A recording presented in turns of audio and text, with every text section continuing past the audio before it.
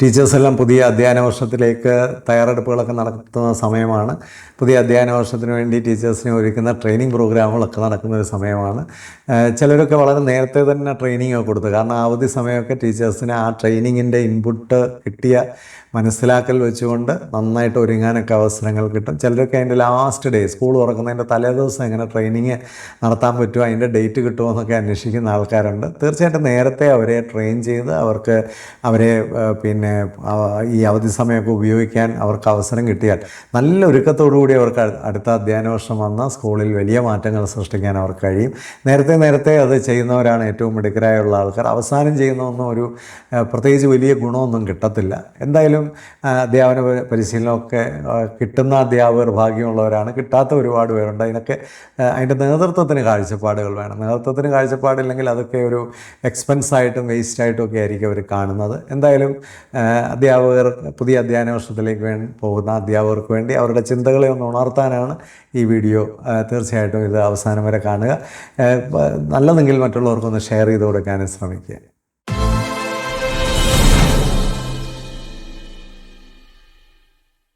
അടുത്ത അധ്യയന വർഷത്തേക്കുള്ള തയ്യാറെടുപ്പിന് വേണ്ടി അധ്യാപക പരിശീലനങ്ങളൊക്കെ വളരെ സജീവമായി ആരംഭിച്ചു. എന്നെ സംബന്ധിച്ച് ഞാൻ ഏപ്രിൽ ലാസ്റ്റ് വീക്ക് മുതൽ വളരെ ബിസിയായിട്ട് അധ്യാപക പരിശീലനങ്ങളിൽ ഇടപെട്ടുകൊണ്ടിരിക്കുന്നു.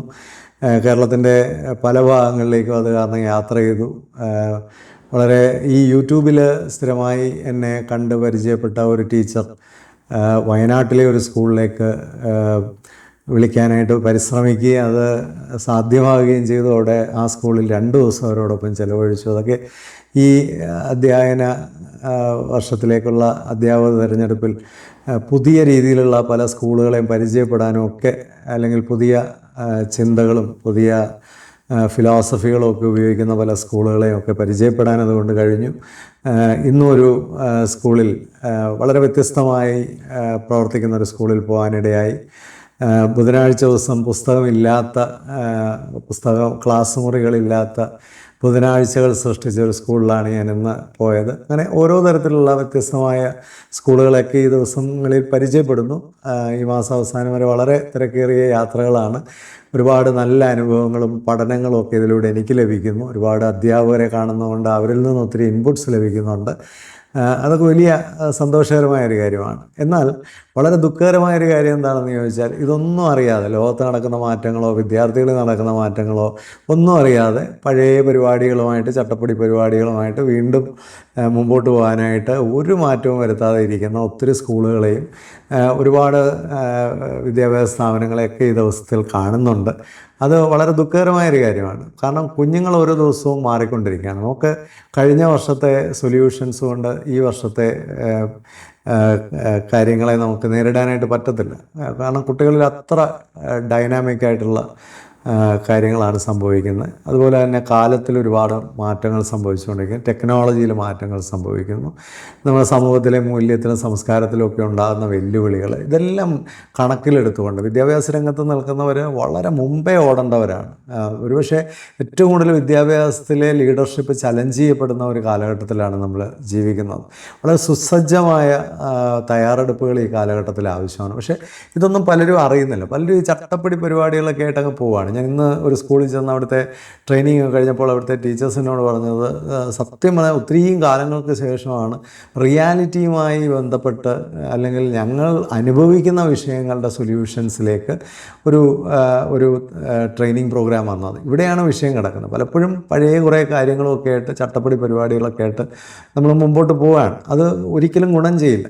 കുഞ്ഞുങ്ങളൊക്കെ സ്കൂളിലേക്ക് വരുന്നത് പുതിയ ഉടുപ്പും പുതിയ വാട്ടർ ബോട്ടിലും പുതിയ ബാഗും പുതിയ യൂണിഫോമും ഒക്കെ ഇട്ടുകൊണ്ട് കുഞ്ഞുങ്ങൾ വരികയാണ്. അവിടെ പഴയത് ആണ് അവർ ആദ്യത്തെ ദിവസം തന്നെ കാണാൻ പോകുന്നതെങ്കിൽ അവർ മടുത്തു പോകും. ഇന്ന് ഒരു ടീച്ചർ ചോദിച്ച ഒരു ചോദ്യത്തിൻ്റെ ഉത്തരത്തിലേക്ക് തന്നെ ഞാൻ ആദ്യം വരാം. ടീച്ചർ ചോദിച്ചത്, സാറേ ഹൈസ്കൂളിലേക്കൊക്കെ വരുമ്പോൾ കുട്ടികൾക്ക് പഠിക്കാൻ യാതൊരു താല്പര്യമില്ല. ശരിയാണ്.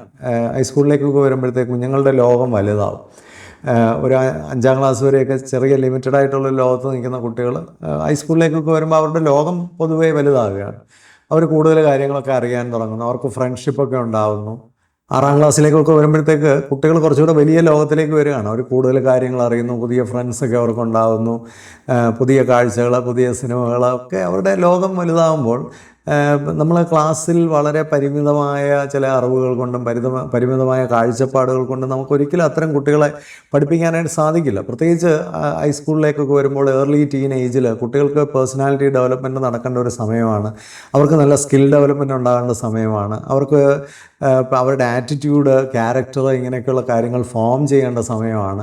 ഈ സമയത്തൊക്കെ വളരെ ബേസിക് ആയിട്ടുള്ള അല്ലെങ്കിൽ തിയററ്റിക്കലായിട്ടുള്ള വളരെ ജീവനില്ലാത്ത കാര്യങ്ങൾ മാത്രം നടക്കുന്ന ഒരു ക്ലാസ്സിൽ അവരെ ഒരിക്കലും നമുക്ക് സ്വാധീനിക്കാൻ കഴിയില്ല.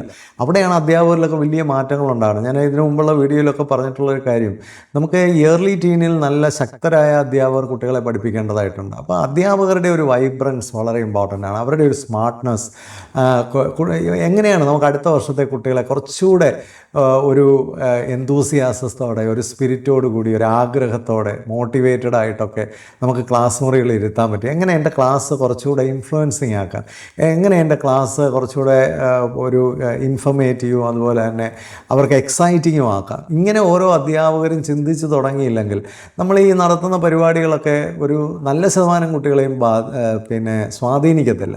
ഒരു കാര്യം നമ്മൾ മനസ്സിലാക്കേണ്ടതുണ്ട്, കുട്ടികൾ വരുന്ന സാഹചര്യങ്ങളൊക്കെ ഒത്തിരി മാറി. പണ്ടൊക്കെ അപ്പനും അമ്മയൊക്കെ വളരെ ഗൗരവത്തോടു കൂടി കുഞ്ഞുങ്ങളെ നോക്കുന്നിടത്തുനിന്നാണ് കുട്ടികൾ വന്നുകൊണ്ടിരുന്നത്. ഇന്ന് അങ്ങനെയല്ല. അവർക്ക് സമയമില്ല, അവരൊക്കെ ജോലി തിരക്കിലാണ്, അവരൊക്കെ ഓട്ടത്തിലാണ്. പല കുട്ടികളും വരുന്ന ഒരു അൺഫങ്ഷനിങ് ഫാമിലിയിൽ നിന്നാണ്. പല കുട്ടികളും സിംഗിൾ പേരൻറ്റിൻ്റെ മക്കളാണ്. പല കുട്ടികളും വീട്ടിലൊക്കെ വലിയ പ്രശ്നങ്ങളും പ്രയാസങ്ങളും ഒക്കെയുള്ള സാഹചര്യങ്ങളിൽ നിന്ന് വരുന്നവരാണ്. കുടുംബജീവിതത്തിൻ്റെയൊക്കെ ഒരു ഇഴയടുപ്പമൊക്കെ കുറഞ്ഞിരിക്കുന്നു. അപ്പോൾ പണ്ടൊക്കെ കുട്ടികൾ അമ്മ വീട്ടിലൊക്കെ പോയി വളരെ റിച്ച് എക്സ്പീരിയൻസുമായിട്ട് സ്കൂളിലേക്ക് തിരിച്ചു വന്നെങ്കിൽ ഇത് പലപ്പോഴും 2 മാസവും ഫോണിൽ അഡിക്റ്റഡ് ആയിട്ടിരുന്ന കുട്ടികളാണ് പലപ്പോഴും വരാൻ പോകുന്നത്. അപ്പോൾ ഇതൊക്കെ മനസ്സിലാക്കിക്കൊണ്ട് വരാൻ പോകുന്ന സാഹചര്യങ്ങളെ മുന്നേ കണ്ടുകൊണ്ട് അതിന് വേണ്ട ശക്തമായ തയ്യാറെടുപ്പുകൾ ആവശ്യമാണ്.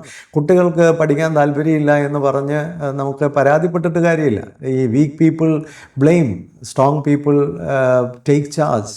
അപ്പോൾ അവർ സാഹചര്യങ്ങളെ നേരിടും. അവർക്ക് പഠിക്കാൻ താല്പര്യമുള്ളവരാക്കി മാറ്റണം.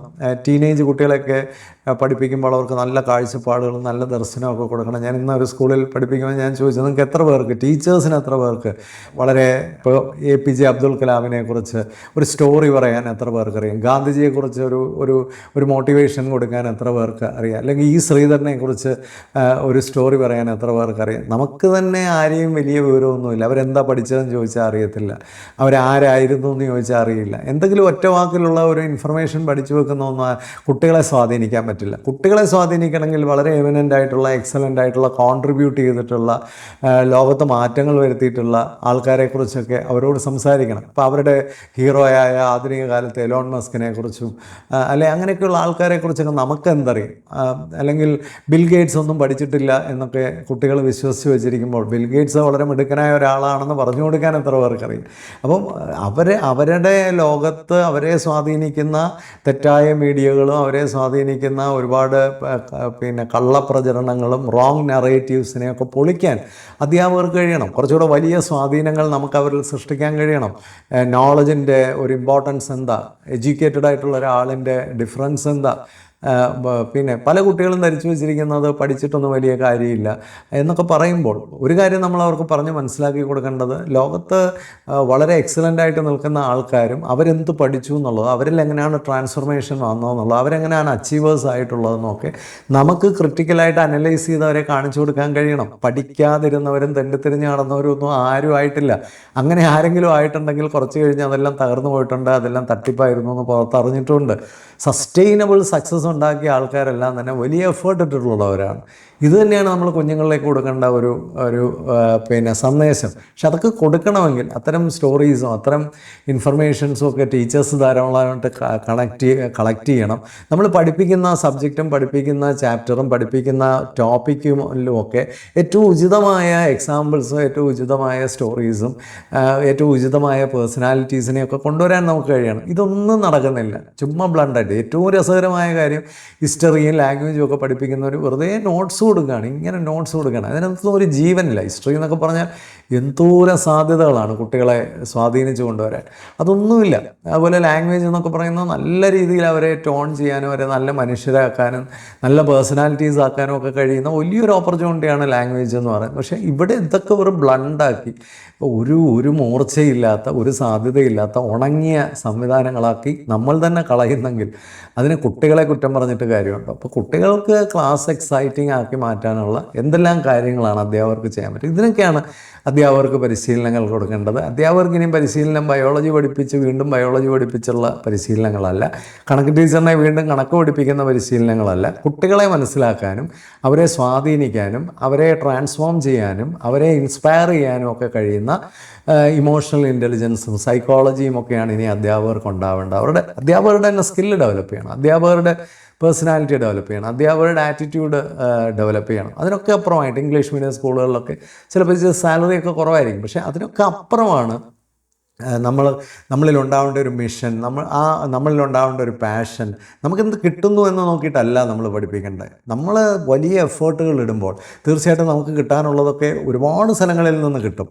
അതാണ് യഥാർത്ഥത്തിൽ നമുക്ക് ആ ഒരു വിശ്വാസമാണ് ഉണ്ടാവേണ്ടത്. ഒരു വലിയ വിശ്വാസമുള്ളവരായിരിക്കണം അധ്യാപകർ. അല്ലാതെ നമുക്ക് കിട്ടുന്നതിനനുസരിച്ച് മാത്രം നമ്മൾ കൊടുക്കാനിരുന്നാൽ നമുക്ക് അവസാനം ഒന്നും കൊണ്ടുപോകാനും കാണില്ല. നമ്മുടെ മുമ്പിലിരിക്കുന്ന കുഞ്ഞുങ്ങളെ സ്വാധീനിക്കാനും ട്രാൻസ്ഫോം ചെയ്യാനും സക്സസ്ഫുൾ ആക്കാനും സ്കിൽഫുൾ ആക്കാനും ഒക്കെ കഴിഞ്ഞാൽ തീർച്ചയായിട്ടും അവർ തന്നെ നമ്മുടെ ഒരു അസറ്റ്, വലിയൊരു സോഷ്യൽ ക്യാപിറ്റലാണ് നമ്മൾ വർഷങ്ങൾ കൊണ്ട് ക്രിയേറ്റ് ചെയ്യുന്നത്. ആ ഒരു സോഷ്യൽ ക്യാപിറ്റലിൻ്റെ റിട്ടേൺ അത് അനുഭവിക്കുമ്പോൾ മാത്രമേ നമുക്ക് മനസ്സിലാവുള്ളൂ. അപ്പോൾ തീർച്ചയായിട്ടും അതിന് തക്കവണ്ണം ഒരു കരിയർ ബിൽഡ് ചെയ്യാൻ എല്ലാ ടീച്ചേഴ്സിനെ ഹെൽപ്പ് ചെയ്യേണ്ടതായിട്ടുണ്ട്. അത്തരത്തിലൊക്കെയുള്ള സ്കൂൾ മാനേജ്മെൻറ്റുകൾ, കാഴ്ചപ്പാടുള്ള സ്കൂൾ മാനേജ്മെൻറ്റുകളൊക്കെ ഉണ്ടാവേണ്ടതുണ്ട്. വളരെ പരിതാപകരമാണ് ചില സ്ഥലങ്ങളിലേക്ക് അവസ്ഥ. എന്നാൽ 3-4 ദിവസത്തേക്കൊക്കെ ട്രെയിനിങ് വയ്ക്കുന്ന സ്കൂളുകളുമുണ്ട്. കാരണം എന്താണെന്ന് വെച്ചാൽ അവർ പറയുന്നത് പുതിയ വർഷമാണ്, പുതിയ രീതികൾ വേണം, ഞങ്ങൾ കഴിഞ്ഞൊരു വർഷം അനുഭവിച്ച കുറേ കാര്യങ്ങളുണ്ട്, ഇതിനെല്ലാം ഞങ്ങൾക്ക് ഈ വർഷം പരിഹാരം വേണം. എത്ര എക്സലൻ്റാണ് അത്തരം ലീഡർഷിപ്പുകൾ. അപ്പം അങ്ങനെയൊക്കെയുള്ള മാറ്റങ്ങൾ നമ്മുടെ സമൂഹത്തിലുണ്ടാവട്ടെ. അധ്യാപകരെ നന്നായി ഒരുക്കി അടുത്ത അധ്യയന വർഷത്തിലേക്ക് നമുക്ക് പോകാൻ അനുവദിക്കാം. തീർച്ചയായിട്ടും ഇൻസൈറ്റ് മിഷൻ്റെ ഈ വീഡിയോസിനെയൊക്കെ ഇഷ്ടപ്പെടുന്ന, ചർച്ച ചെയ്യുന്ന ഈ ഒരു കമ്മ്യൂണിറ്റിക്ക് ഒരുപാട് സന്തോഷം. നിങ്ങൾക്കറിയാവുന്ന ആൾക്കാരിലേക്കൊക്കെ ഇത് ധാരാളമായിട്ട് എത്തിച്ചു കൊടുക്കുക. അധ്യാപകർ ഉയർന്നു നിന്നാലേ ഒരു സമൂഹം ഉയർന്നു നിൽക്കുകയുള്ളൂ. അധ്യാപകർ ഹാപ്പി ആണെങ്കിൽ മാത്രമേ ഒരു സമൂഹത്തിൽ നല്ല മാറ്റങ്ങൾ സംഭവിക്കുകയുള്ളൂ. അതുകൊണ്ട് തീർച്ചയായിട്ടും അധ്യാപകരെ റെസ്പെക്റ്റ് ചെയ്യാനും അവരെ ഹാപ്പി ആക്കാനും അവരെ എക്വിപ്പ് ചെയ്യാനും എംപവർ ചെയ്യാനും ഉള്ള വലിയ കടമ നമുക്ക് എല്ലാവർക്കും ഉണ്ട്.